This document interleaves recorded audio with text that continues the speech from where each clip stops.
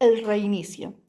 Estaba sentada en su escritorio tratando de elaborar un texto emotivo, donde pudiera expresar la importancia de ese momento.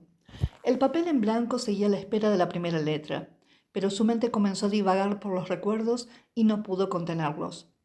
Ya hacía un año de la muerte de su hermana Annie y todavía no sabía cómo habían cambiado las circunstancias. Su vida había estado a un paso de quedar detenida para siempre. Los hechos habían sido calculados con precisión. La gente había sido pagada con suficiente placer monetario. Sin embargo, algo sucedió. Le costó entender que las cosas sucedían para algo y no por algo. Al principio intentó comprender las causas que la llevaron a la enfermedad. Aunque sabía a la perfección quién había urdido el plan, no tenía manera de demostrarlo, hasta que se dio cuenta de que la muerte de su hermana tenía que suceder de la misma forma que ella tenía que sobrevivir, y así encontró un sentido. Ahora tenía el poder que le habían negado. Los secretos familiares permanecían ocultos, sellados por los pactos de sangre, por lo que seguía ignorante del trasfondo de su estirpe, pero había encontrado un camino alternativo para cumplir con su destino. Era dueña y señora de un vasto territorio. Las personas no la seguían por miedo o por beneficios personales. Sentían la fuerza de la luz que los atraía inexorablemente. Y, por fin, había aceptado su legado. Quizás ya no se entendieran los mecanismos que hacían girar al mundo en épocas anteriores y no tan lejanas, pero mandos oscuros se encontraban infiltrados en todos los sectores sociales. La corrupción era la moneda de cambio cotidiana y los pobladores trataban de subsistir manejando las artimañas necesarias para evitar empeorar sus circunstancias de vida. Todas las comunidades estaban contaminadas por el germen de la decadencia. Era la forma adecuada para controlar a la masa y que pudiera ser explotada sin ningún obstáculo. La gente se creía libre, bajo el dominio de políticas usurpadoras de su fuerza de trabajo y de su impulso vital.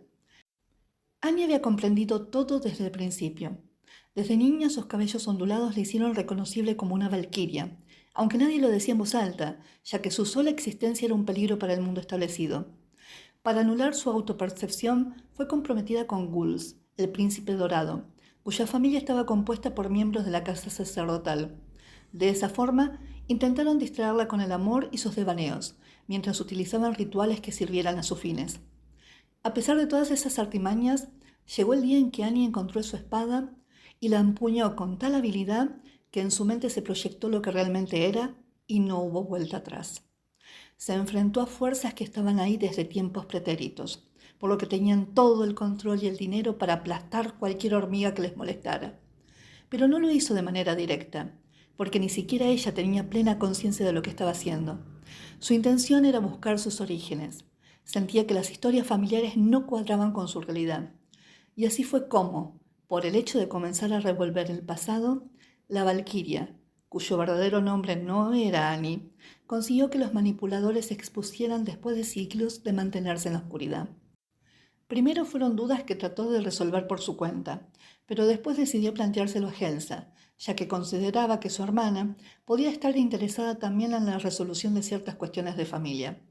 Como vivían en casas cercanas, todas las tardes se juntaban después de sus trabajos rutinarios y poco a poco Annie le fue mostrando a Elsa los hallazgos sobre sus ancestros. De alguna forma, había logrado dilucidar hechos engañosos, documentos falseados, imágenes retocadas hasta comprender que había algo trascendental en su pasado familiar.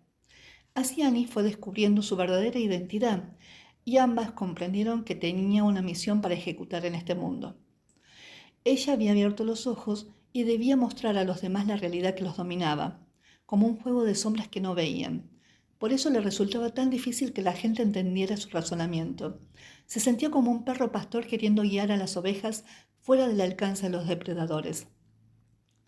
Annie había revuelto el avispero, lo que generó que las avispas se pusieran furiosas y tomaran la decisión de atacar, sobre todo porque sentían que habían sido expuestas ante la mirada pública. Estos poderes habían tenido el dominio absoluto por milenios, debido a que nadie conocía sus estrategias y sus objetivos. Ahora no podían permanecer ocultos, por lo que debían mantener el control a través del miedo.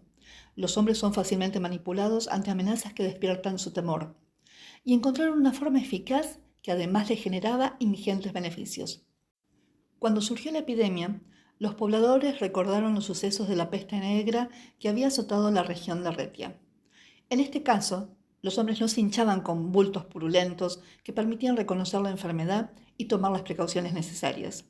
Uno caminaba por la calle y sin señales previas veía que la persona que estaba delante se detenía y se desplomaba. Al repetirse los hechos entraron en pánico. El hecho de que no hubiera síntomas previos, que se desconociera el origen de la enfermedad, que no existieran formas de contención, produjo que las comunidades colapsaran. Muchos se volcaron de manera masiva a las iglesias. Otros corrieron al Palacio Real para ser protegidos por el entorno político. Algunos permanecieron con sus familias. Todos estaban a la espera. Se miraban unos a otros y, en cuanto observaban que alguien tenía un comportamiento extraño, se apartaban rápidamente o salían despavoridos hacia otro lugar. El otro era una amenaza y la solidaridad desapareció. Becca aprovechó la circunstancia. Se trataba de una prima lejana, cuyo hermano había viajado por el mundo en búsqueda de placeres oscuros. Al volver había hecho negocios con mercancías de sitios ignotos. Así fue como Becca ofreció una cura a los posibles enfermos y la gente se abalanzó para comprar la pócima a cualquier precio. Lo extraño era que no les hacía tomar ningún brebaje, ni les colocaba un ungüento sobre la piel, como suelen ser las curas para que el cuerpo incorpore de manera natural algo externo a su sistema. Les introducía la medicina a la fuerza a tal punto de dejarles agujeros en la piel. Annie reconoció la relación entre Becca y las fuerzas oscuras. También comprendió que no era más el momento de obligar a abrir los ojos a las otras personas. Las cartas estaban jugadas. Todos actuaban bajo la influencia del miedo a la enfermedad, pero también habían dejado a la vista la partida. La gente no importaba. Seguir viviendo bajo el gobierno de entidades inescrupulosas era un peligro. Por eso tomó su espada, juntó sus cosas y decidió tomar distancia del ambiente enfermo. Quería recuperar el paraíso perdido, volver a sus orígenes, reconquistar su libertad, y salió a navegar. Becca conocía desde siempre a Annie. Habían jugado sus aventuras en la montaña y se habían despatarrado junto al lago infinidad de veces para contarse sus secretos, sus sueños, pero malinterpretó su comportamiento.